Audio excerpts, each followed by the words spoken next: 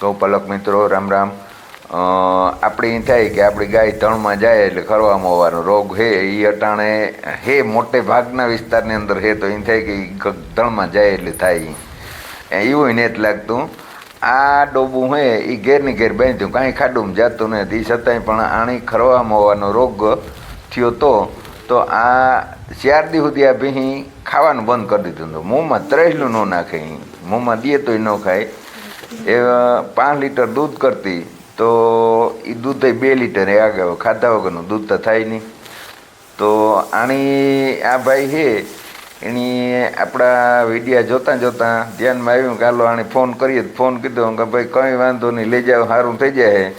અને 2 દીની અંદર જો આડે હોબડે ખાવા માંડી તો જય ગૌ માતા, જય ગોપાલ, આવજો, રામ રામ, સીતારામ.